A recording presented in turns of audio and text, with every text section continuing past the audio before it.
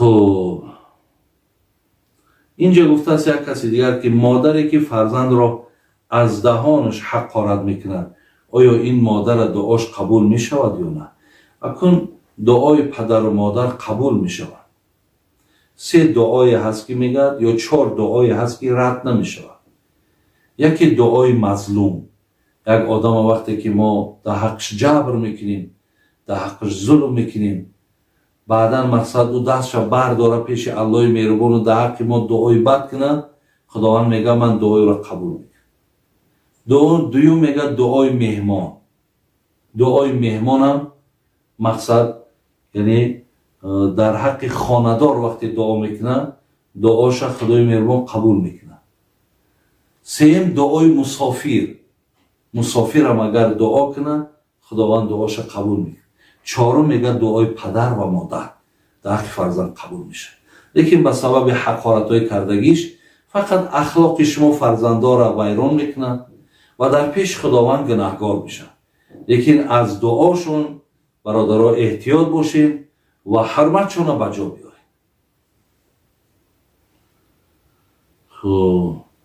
استاد میگن یگان چیز گم کنی برای کرخطش کن.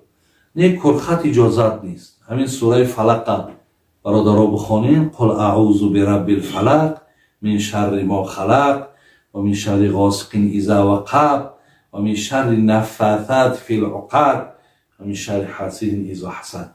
ببین خداوند به پیامبر امر کرد که تو مقصد چیکار کن؟ پناه طلب کن. انمون رشته های در وقت گره می اندازن شوف بکنن از انمون تو به سوی پروردگار پناه طلب کن. برای چی مالت که گم شد برادرای عزیز و گرامی همیشه دعا که فقط در عوض فقط دعا آمده است. خدای مهربان آن چیزی که از من گم شد، آن چیزی که دست من رفت، پیدا کنندهش فقط ذاتی توئه. الله مهربان دعا کن، الله را فریاد کن. انشاءالله اگر خدای مهربان همون را در نصیبت اگر گردانده باشد دعات قبول میکند و همون مال تا مقصد میرساند. فقط به دعا. سوال دیگر دارم. با دختر فاتحه شدم، با تلفن صحبت کنم جایز است جایز نیست؟ اکو فاتحه ولی این معنای زندگی و معنای نکاح نداره. فاتحه هست که سالها دوام میکنه. فاتحه های هست که ای فاتحه با مقصد گشتگی هست، فکرهاشون عوض کردگی هست. برای همین خواهر دادری در حالت فاتحه باید دیگر صحبت نکنه، اجازت نیست. استاد جان گفته است در یگان آیت قرآن آمد است که نصرانی ها برادرهای مسلمان ها هستند.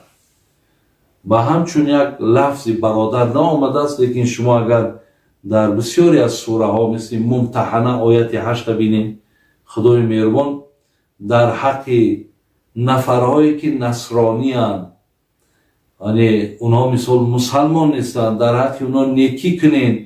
زمانی که ضرر زیانشون به شما نمیرسد شما مقصد در حقشون نیکی کنین گفتگی، یعنی اجازت آمده است که ما با اون نیکی کنیم، ما با اونها همکاری کنیم، ما با اونها همسایه‌داری کنیم.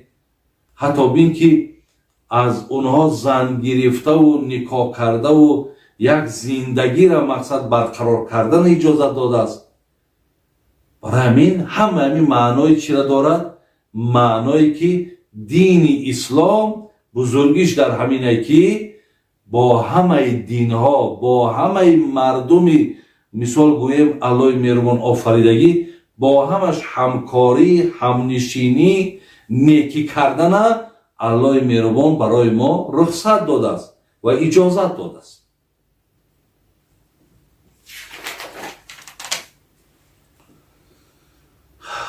برادری گفته است که برادر عزیز استاد عزیز همین اصول دین من چند قسمه؟ اصول دین من چند قسمه؟ در مسئله اصول دین از بس که مردم تاجیک ما یک کتابچه بسیار از وقتش همین استادا درس میدادن، فرض عین گفتگی کتابچه بود. در همونجا در ته کرسی هر یک همین طالب علم و داملو میخواندیم اصول دین برادر 8 قسم است. لیکن من برای شما آن چیزی را که مهم و ضرور هست گفتنی هم که اصول دین اگر بگیم برادر 7 قسم است، اینش هم به خطا است، اینش درست است. مثل که میگیم که الایمان بالله و ملائکته و کتبه و رسوله و الیوم الاخر و البعث بعد الموت.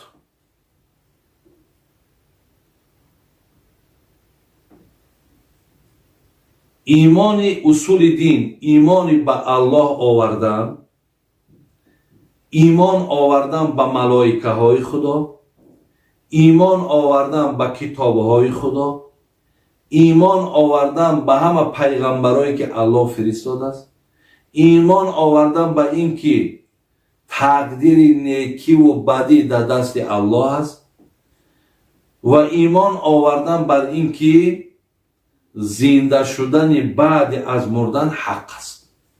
اگر برادر یا خواهری همین اصول گفته اصل دین میگن، اصل دین ما، یعنی اصل دین ما همین است که ما به الله، به ملائکه هاش، به کتاب هاش، به پیغمبراش، ببینید اگر به روز آخرت که قیامت هم حقه و تقدیر نیکی و بدی از خدا های و زنده شدن بعد از مردن، انمی اصول دینه، انمی اصل دین ما همیه. به همین چیزا اعتقاد کن، به همین چیزا باور کن، به همین چیزا سری تسلیم فرود بیار، انشاءالله تو دادر عزیز یا خواهر عزیز اهل جنتی. اصل دین ما همینه. استاد جان طرز درست سلام دادن بر ما فهمونی. طرز سلام درست. ما حدیث داریم حضرت ابو داود و حضرت امام ترمذی اسنادش صحیح میگن و راویش حضرت عمران ابن حسینه. میگه جاء رجل الى النبی صلی الله علیه وسلم و سلم السلام علیکم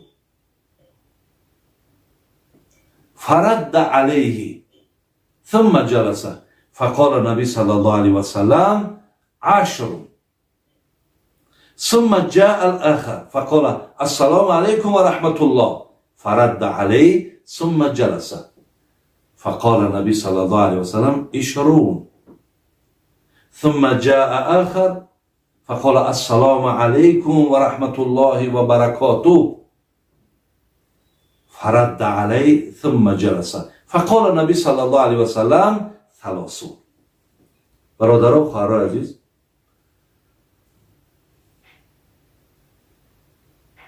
یک نفر پیش پیامبر اومد گفت السلام علیکم. پیامبر گفت و علیکم السلام. حضرت جواب شده گفت در جای که بشین، خداوند با این سلامی که تو دادی 10 ثواب داد. همین زمان بود میگه یک نفر دیگه در اومده و گفت السلام علیکم و رحمت الله. کلمه رحمت الله را اضافه کرد. او برادر فقط السلام علیکم گفت 10 ثواب گرفت. اینش و رحمت الله را هم باز اضافه کرد، جمع کرد. پیامبر گفت که و علیکم السلام و رحمت الله. بعد حضرت شناندش گفت خداوند به تو 20 ثواب داد. همین زمان بود که یک نفر دیگه در اومد گفت السلام علیکم و رحمت الله و برکاته. این برکاته را اضافه کرد. پیامبر گفت و علیکم السلام و رحمت الله و برکاته و در جا شناندش گفت خداوند به تو 30 ثواب داد. یعنی 3 نوع سلام. اگر ثواب 10 ثوابت میفوره بگو السلام علیکم. 20 ثوابت میفوره و رحمت الله شه اضافه کن. 30 ثوابت میفوره و برکاتش اضافه کن.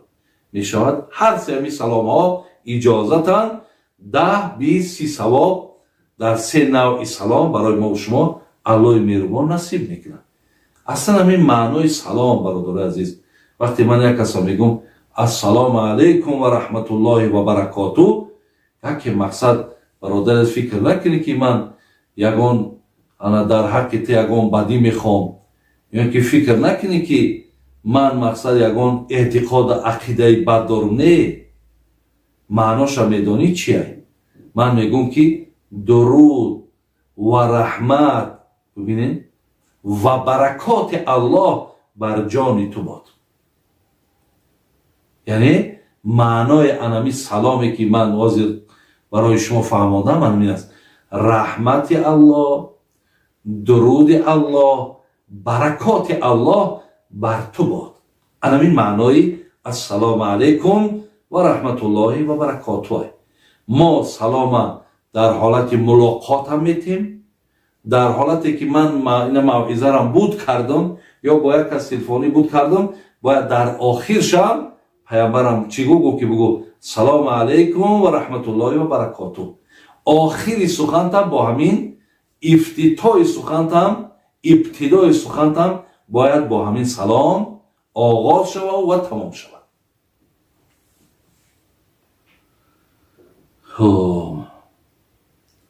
استاد پیغمبر ما گفته است که با 5 چیز نگاه کنی عبادت است. آیا اونها کدامند؟